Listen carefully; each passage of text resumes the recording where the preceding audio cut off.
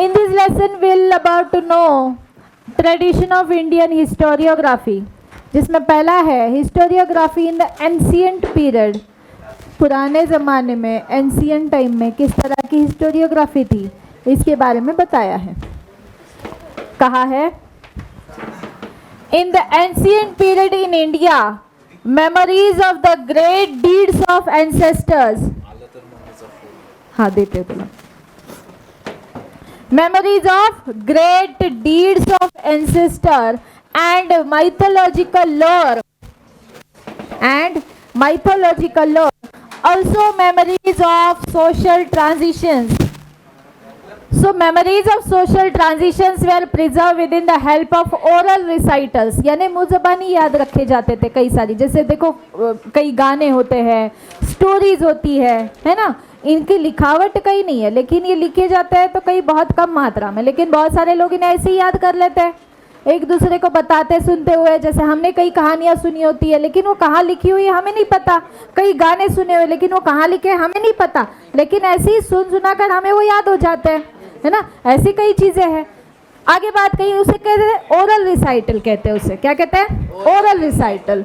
आगे कहा है the inscriptions on the Harappan seals, inscriptions on the Harappan seals and other artifacts confirm that Indians had mastered, क्या कहा है, Indians had mastered the art of writing, कि इन्होंने जो है महारत हासिल कर ली है, मास्टर्ड है ये किस चीज़ में, writing, as early as the 3rd millennium BCE, before common era or Christ era you can tell, or perhaps before that. However, the Harappan script is not yet successfully deciphered. अभी तक भी उसके बारे में पूरी तरीके से जानकारी हमारे पास नहीं आई है, क्योंकि उनकी जो भाषा थी ऐसी कई चीज़ें हैं जो रहस्य बन के रह गई है अभी तक भी। हमने हड़प्पन सिविलाइजेशन के बारे में कई चीज़ें पढ़ी है लेकिन बहुत सारी चीज़ें हमें आज तक उनके बारे में नहीं पता। उनके इंस्क्रिप्शंस पे क्या लिखा हुआ ये हम नहीं पढ़ पाए क्योंकि there is a language barrier for us. वो लैंग्वेज को पढ़ना हमारे लिए आज भी पॉसिबल नहीं है। कई आर्कियोलॉजिस्ट कई जो चीज़ें हैं उसके बारे में आज भी खोजबीन चालू है ना, जारी है। लोग उसके ऊपर आज भी जो है पढ़ाई कर रहे हैं, देख रहे हैं, संशोधन रिसर्च कर रहे हैं, लेकिन फिर भी वो सक्सेसफुली अभी तक हमारे पास ये बातें नहीं लगी या फिर ये इंफॉर्मेशन हाथ नहीं लगी है। The earliest known written documents of historical nature, शांत बसा रे,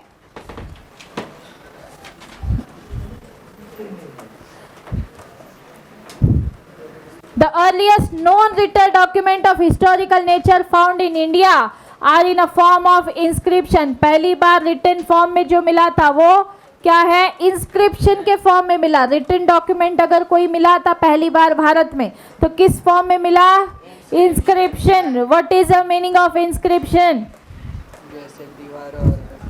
inscription क्या होता है, पत्थर में, दीवारों में, है ना। और छन्नी पहले कैसे लिखते थे, लेकिन वो स्याही से नहीं लिखा होता, याद रहे, क्योंकि स्याही से लिखा हुआ था इतने यह तक वो टिकेगा ही नहीं। कैसे लिखते थे, छन्नी और हथौड़े से उस तरह के निशान, है ना। उस पत्थर को एक्चुअली उस तरीके से कार्विंग किया जाता था और इस तरीके, देखो यहाँ पर दिखाया भी है शायद से, कहाँ गया, देखो ये दिख रहा है, ये दिख रहा है बेटा, ये पत्थर के ऊपर लिखावट दिख रही है ना, ये इंस्क्रिप्शन है, इसे कहते हैं इंस्क्रिप्शन। ठीक है, जो बुक्स में लिखा जाता है वो मैन्युस्क्रिप्ट्स होते हैं, वो इंस्क्रिप्शन नहीं होते। क्या होता है वो, मैन्युस्क्रिप्ट्स, और ये होते हैं इंस्क्रिप्शंस। फर्क समझ में आया ना। हाँ, तो कहा है the earliest known written document of historical nature, पहली बार जो मिला वो इंडिया में इंस्क्रिप्शन के फॉर्म में पाया गया, क्योंकि उस समय में इतनी ज़्यादा चीज़ें अवेलेबल नहीं होती थी कि लोग जो है स्टोर करके रखने के लिए बुक्स, किताबें, पेपर या फिर क्लॉथ पे भी लिखा गया। बाद में आपने देखा होगा कि राजाओं के जो आदेश होते थे वैसे कपड़े पर लिखे होते थे, उसके ऊपर राजा को वो सील लगा होता था, है ना। वो पर्टिकुलर एक निशान हर एक किंगडम का, डायनास्टी का बना होता था। ये चीज़ें बाद में आई। आगे कहा है they are dated to the 3rd century BCE, that is emperor Ashoka Maurya times. किसके समय की बात कर रही है, Ashoka Maurya times. His edicts are inscribed.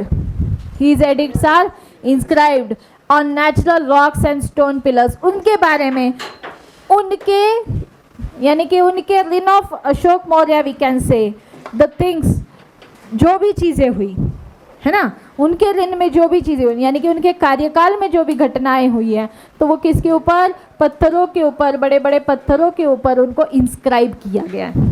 फिर वो लड़ाई का हो या कोई युद्ध जीता हो या जो भी उनके समय में जो भी विशेष बातें हुई थी, उनको कहीं ना कहीं स्टोर किया जाता था। और वो स्टोर करने का ज़रिया क्या था, इंस्क्रिप्शंस, पिलर्स के फॉर्म में, स्टोन्स के ऊपर या बड़े बड़े पत्थरों के ऊपर जो जहाँ पर रखे जाते थे, तो उनके ऊपर ये लिखा गया। उसके बाद from the first century CE, देखो याद रखो ये 3rd सेंचुरी की बात है, उससे पहले की बात हुई है। फर्स्ट सेंचुरी CE की बात हो रही है, CE कॉमन ईरा, ये BCE है, ये CE है, ठीक है। Inscription begin to occur on coins, है ना, inscription begin to occur on coins, यानी क्रिस्त के जन्म के बाद कॉमन ईरा, ठीक है, जो स्टार्ट हुआ, तो वहाँ पर ये इंस्क्रिप्शंस जो होने लगे वो सिक्के पर भी होने लगे। कॉइन्स के ऊपर आपने कई राजाओं के चित्र देखे होंगे या उनकी कोई पर्टिकुलर निशानी वो जो बनाना चाहते हैं वो बना देते थे, ठीक है। तो ये कॉइन्स बनने लगे, कॉइन्स, मेटल इमेजेस पे। शांत बसना, किती वेळा सांगायचं, किस चीज़ों के ऊपर बना बेटा, coins, minted on coins, metal images and sculptures. यहाँ पर स्कल्पचर्स का मतलब क्या था, जो पुतले बनाए जाते थे, ठीक है, या किसी की मूर्ति बनाई जाती थी, तो ये होता है स्कल्पचर्स।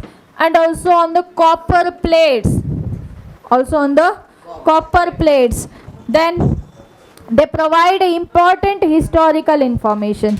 अब इस पे जो लिखा होता है, जो चीज़ें उस ज़माने में घटित घटनाएं जो लिखी थी, ये सारी इंफॉर्मेशन हमें कहाँ से मिलती है, तो यहीं से मिलती है ना। हम आज हमें कुछ इन्फॉर्मेशन चाहिए, आप क्या करते हो, गूगल कर लेते हो, लेकिन बेटा गूगल ने भी तो कहीं ना कहीं से ये इन्फॉर्मेशन अपने अंदर डाली है ना, फीड करिए ना, वहाँ पे लोग बैठे हुए हैं ना इस काम को चलाने के लिए। ऐसा तो है नहीं कि कोई सैटेलाइट आया धरती के नीचे, वो घूम के सारा लेके गया, कौन है ऐसा। ये सारी चीज़ें एक हमें मीडियम दिया गया है, एक प्लेटफॉर्म दिया गया है। Google is just a platform for us, कि जाओ वहाँ पे खोजबीन करो और अपने लिए जो इन्फॉर्मेशन चाहिए वो निकालो, है ना। लेकिन कहीं ना कहीं उनके पीछे भी लोग हैं जो काम कर रहे हैं, इन चीज़ों को वहाँ डाला जा रहा है, बराबर ना, समझ में आई बात। तो ये जो इन्फॉर्मेशन, हिस्ट्री की इन्फॉर्मेशन जितनी भी है, ये कहाँ से ओरिजिनली इकट्ठी की जाती है, इन्हीं तरह के जो मटेरियल्स पाए जाते हैं, है ना, फिर वो रिटन फॉर्म में हो, ओरल फॉर्म में हो, या फिर कोई मटेरियलिस्टिक फॉर्म में हो, इन्हीं से इंफॉर्मेशन इकट्ठा करके हमारे तक, या फिर बुक्स के फॉर्म से, या फिर गूगल के इंफॉर्मेशन, PDF, विकीपीडिया, अलग अलग किताबें, अलग अलग चीज़ें जो हमें देखने के लिए मिलती है, वीडियोस, इनके माध्यम से हमारे तक आज तक पहुंचती आई है, ठीक है। लेकिन पहले शुरुआत, the original resources are this, क्योंकि उन्होंने उस समय लिख के रखा। अब लिख के, यानी कि लिखना उस समय इतनी आसान बात थी नहीं, तो क्या करते थे, ऐसे फॉर्म में लिखते थे, कैसा, पत्थरों पर लिखना, है ना। तो बहुत ह्यूज इन्फॉर्मेशन तो बिल्कुल नहीं है, छोटी इन्फॉर्मेशन, क्योंकि बेटा कितना ही लिखेंगे पत्थरों पर, ऐसे ग्रंथ तो नहीं लिखे जा रहे थे, है ना। तो जो विशेष काम होते थे उन्हीं के बारे में बताया जाता था, जो मतलब बहुत ज़रूरी या बहुत विशेष घटनाएं होती थी, उन्हें पत्थरों पर लिखा जाता था, तो उन्हें हमने कहा इंस्क्रिप्शन। क्या नाम दिया हमने उनको, इंस्क्रिप्शन नाम दिया। समझ में आया बेटा चैतन्य, ठीक है। इसके अलावा we get to know about the dates of various king, हमें क्या पता लगता है कि कौन सा राजा किस कार्यकाल में था, है ना, उसका कार्यकाल कितना रहा, कौन से समय में इनकी जो थी वो मतलब कब ये राजा थे, इनका ऋण क्या था, है ना, कौन से कार्यकाल में इनका राज चला था, ये सारी बातें हमें उससे पता चलती है। डायनेस्टिक जीनियोलॉजीज, जीनियोलॉजीज यानी कौन से राजा के बाद कौन आया, है ना, समुद्रगुप्त के बाद चंद्रगुप्त या चंद्रगुप्त के बाद समुद्रगुप्त, है ना।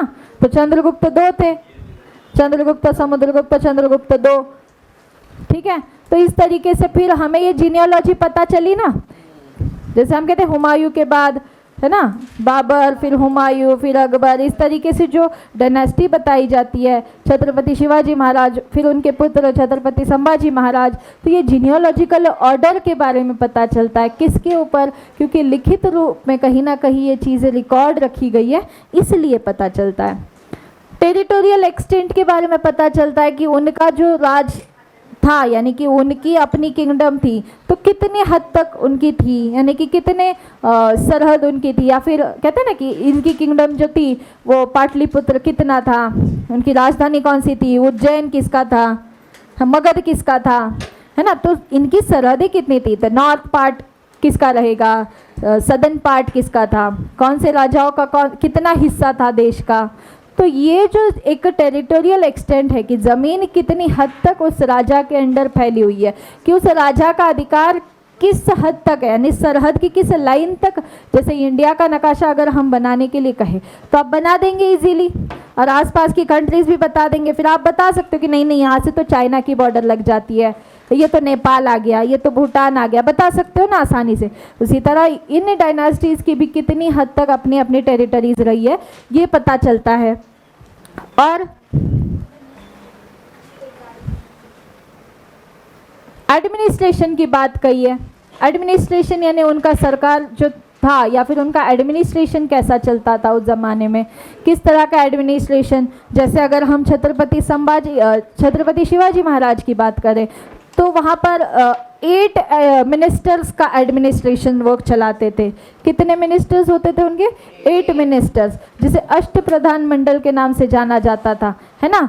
तो 8 मिनिस्टर्स का ये जो था वो फॉर्मूला यूज़ किया जाता था कि हर एक मिनिस्टर होता था, वो पर्टिकुलर उनके लिए काम दिए जाते थे और वो उसी को संभालते थे। मान लो कि किसी का काम है मिलिट्री अलायंस को संभालना, यानी कि जो भी वॉरफेयर को देखना, तो वो उन्हीं के लिए काम करेंगे। अगर किसी का काम है फूड ग्रेन सप्लीमेंट के लिए, यानी कि फूड और जो भी है वो फोर्ट्स में अवेलेबल कराना, लोगों का फूड और ग्रेन्स का, वो उनके लिए देखते थे। किसी का काम है अगर टैक्स इकट्ठा करना और उनके ऊपर नज़र रखना, तो वो उस काम के लिए, है ना।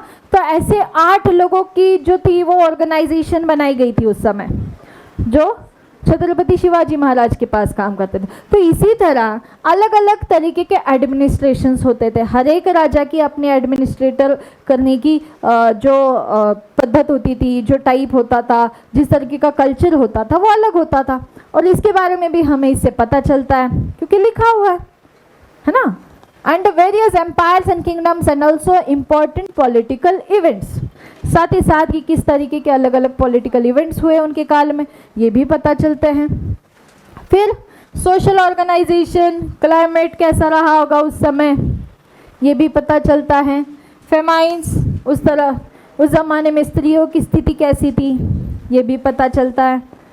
एंड अदर रिस्पेक्टिव टाइम्स, है ना, कि पर्टिकुलर उस समय में कैसा कार्यकाल रहा, उस समय की जीवन पद्धति कैसी थी, खान पान कैसा था, स्त्रियों की जीवन पद्धति कैसी थी, ऑक्यूपेशन कैसा रहता था, लोग डिपेंडेंट, है ना, किस पे थे ज़्यादातर, किस तरह का व्यापार चलता था। जैसे हम अगर उस ज़माने की बात करें तो ज़्यादातर लोग एग्रीकल्चर पे डिपेंड थे।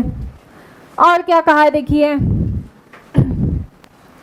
The ancient Indian literature including famine, females के बारे में, भूखमरी होता है ना फेमाइन, हाँ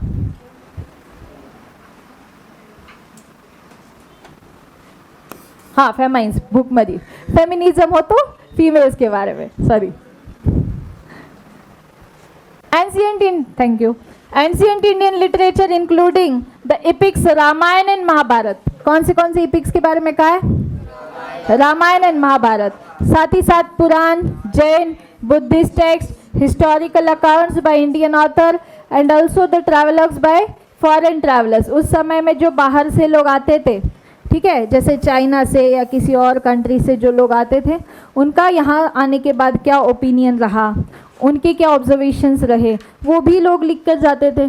तो उससे पता लगता है कि यहाँ के ट्रेडिशंस कैसे थे उस समय। पुराणों में लिखा है, जैन बुद्धिस्ट टेक्स्ट में ये बातें बताई गई है।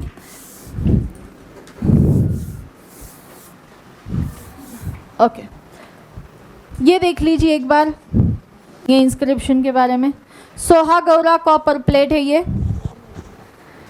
The copper plate was found at Sohgaura district Gorakhpur Uttar प्रदेश।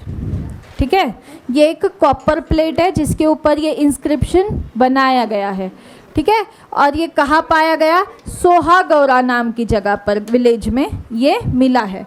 और ये डिस्ट्रिक्ट उत्तर प्रदेश से, डिस्ट्रिक्ट गोरखपुर स्टेट उत्तर प्रदेश में ये है। आगे कहा it is suppose to be from the Mauryan period. ये बताया जाता है कि ये कब काल का है? मौर्य के समय से है। तो सपोज टू हैव, हाँ, the inscription on it is in a Brahmi script. ऊपर जो भाषा लिखी है ये कौन सी है बेटा? ब्राह्मी। कौन सी भाषा है? ब्राह्मी स्क्रिप्ट है। Symbols known as a tree in a railing. Brahmi, ब्राह्मण नहीं, ब्राह्मी नावाची एक वेगळी भाषा है। हाँ ठीक है, जो हम पढ़ तो नहीं सकते, हमें नहीं पता। ठीक है, तो ये जो है इन सिंबल्स को क्या कहते हैं? ट्री इन अ रेलिंग कहते हैं। क्या कहते हैं इसे? Tree in a railing. And mountain at the beginning of the inscription. क्या है? Mountain at the beginning of inscription. यहाँ पे कुछ ऐसा, अब इनके भाषा के अनुसार ऐसा है, हम उस भाषा को नहीं पढ़ पाते तो हमें समझ नहीं आता। Occur the punch mark coins, another symbol which looks like a structure erected on a 4 pillar is supposed to be indicative of the granary.